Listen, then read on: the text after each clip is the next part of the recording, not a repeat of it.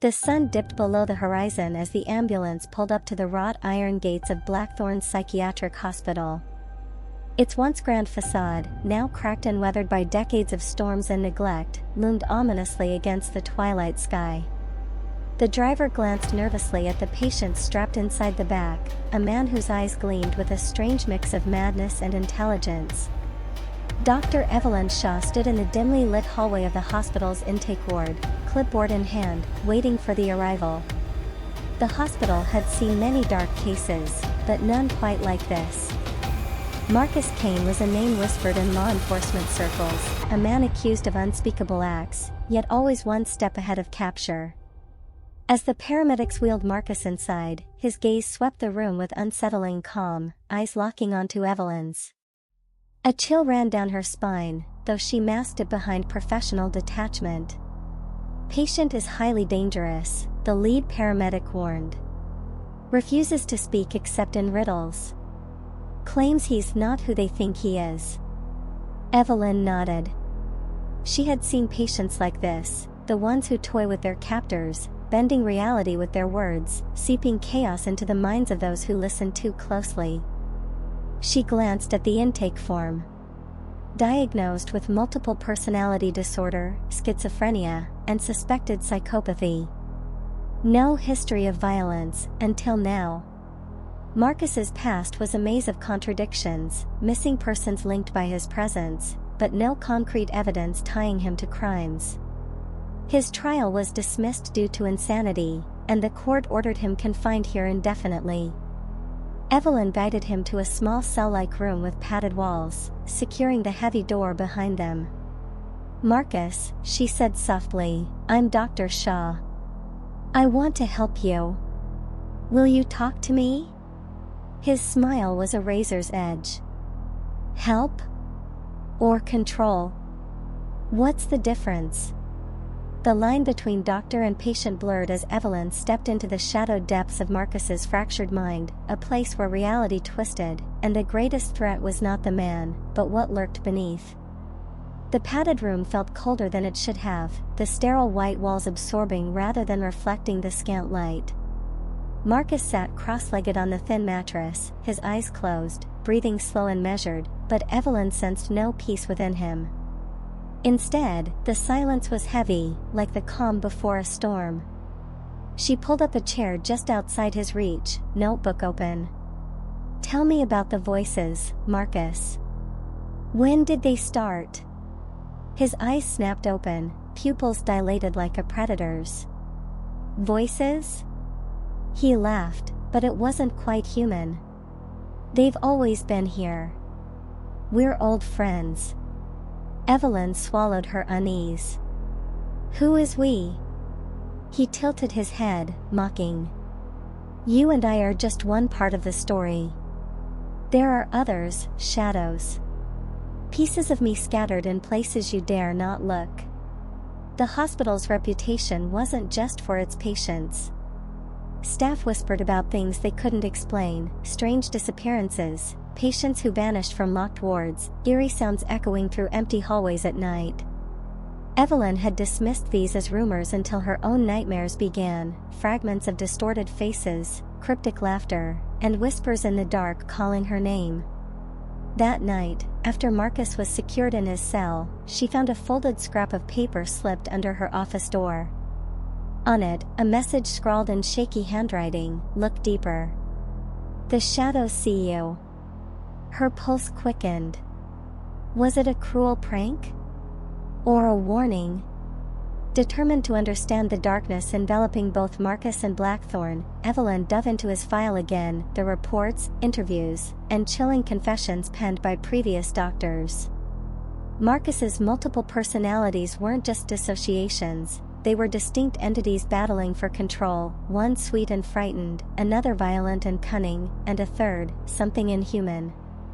As days passed, Evelyn's sessions with Marcus grew more intense.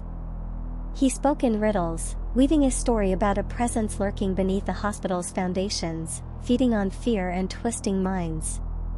At times, she felt his gaze bore into her very soul, as if he could see the fractures she hid beneath her composed exterior. One evening, after a session ended abruptly with Marcus screaming in tongues, Evelyn stayed late, wandering the silent corridors. The hospital seemed alive, walls pulsing softly, shadows slithering just beyond her vision. Then she heard it, a whisper, almost too faint to hear. "Don't trust the light." Frozen, Evelyn glanced around. The hallway was empty, but her skin prickled with a creeping dread. Blackthorn wasn't just a hospital. It was a prison, not for the patients, but for the darkness it contained. And Marcus was its key. Days bled into nights with no clear boundary in Blackthorn's suffocating walls. Evelyn's grip on reality thinned, worn down by sleepless nights and the relentless presence of Marcus's haunting words. He had stopped speaking in sessions, retreating into silence. Yet the effect of his presence remained, like a dark pulse thrumming through the hospital's veins. Evelyn found herself drawn to the underground archives, a forgotten wing sealed off decades ago.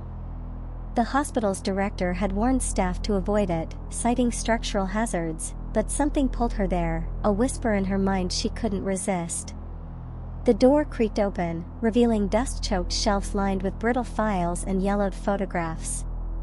As Evelyn sifted through the documents, a name appeared repeatedly: Dr. Alistair Crane, the hospital's founder and a man rumored to have delved into forbidden methods to cure madness. One file caught her eye, a journal, its leather cover cracked and stained.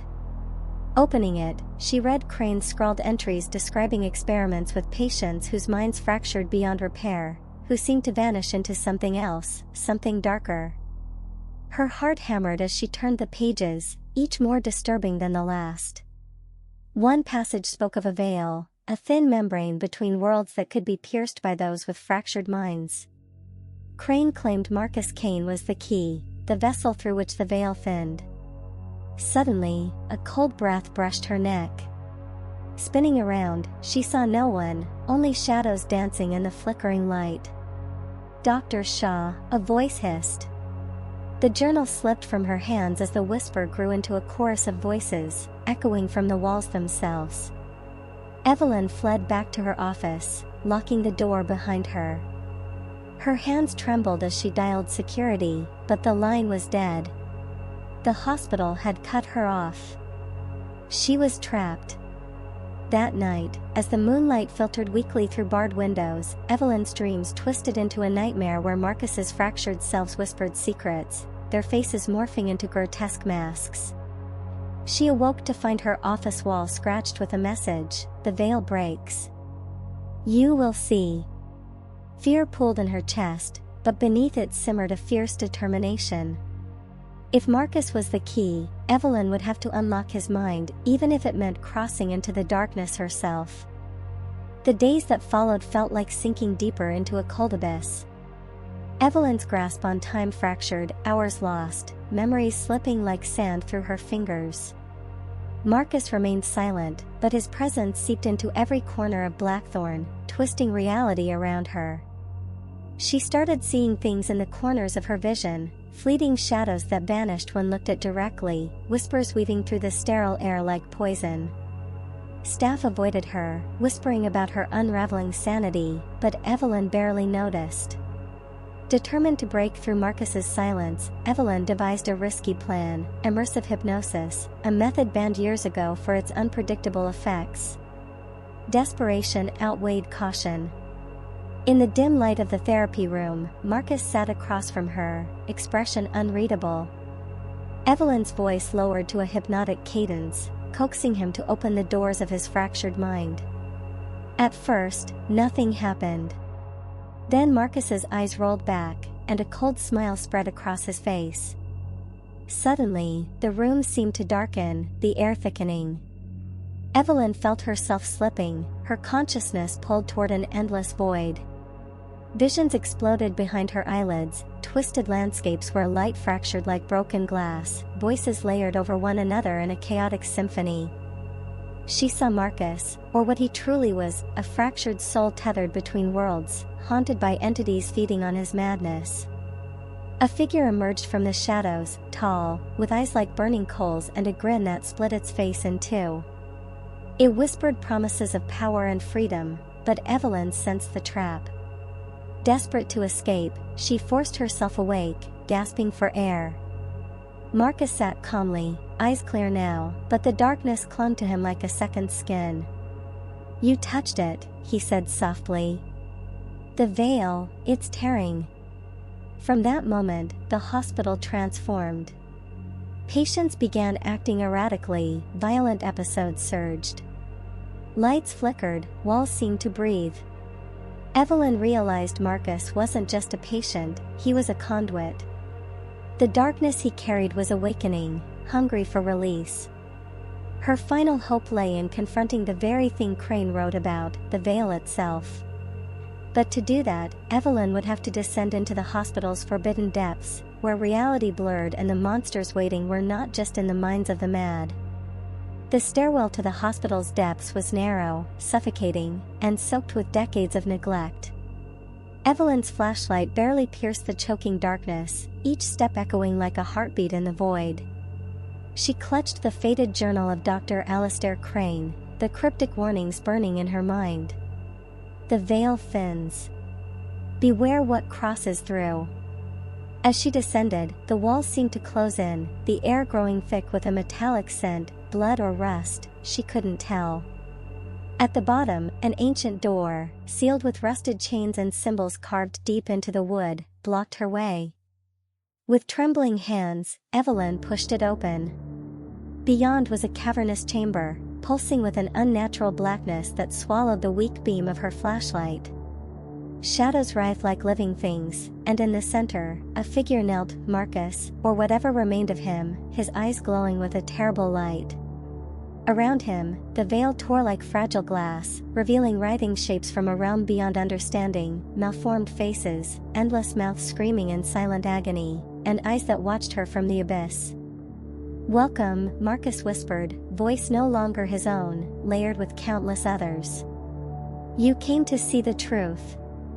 Evelyn's mind reeled as the darkness reached for her, voices flooding her senses, promises of power, despair, and oblivion. She tried to turn away, but her legs were rooted. The shadows whispered secrets she couldn't unhear, twisting her thoughts until she could no longer trust her own memories. Suddenly, the light from her flashlight flickered and died. In the abyss, the last thing she saw was Marcus's face, or the mask it wore now, splitting into a grotesque smile as the darkness claimed her. Weeks later, staff found her office empty, her journal open on the desk, filled with frantic scribbles. "The veil is broken. We're all behind it now." But Evelyn was never seen again. In the end, Blackthorn Hospital stood silent, waiting for its next visitor to cross the threshold, where the line between sanity and madness no longer exists. Because some doors, once opened, can never be closed.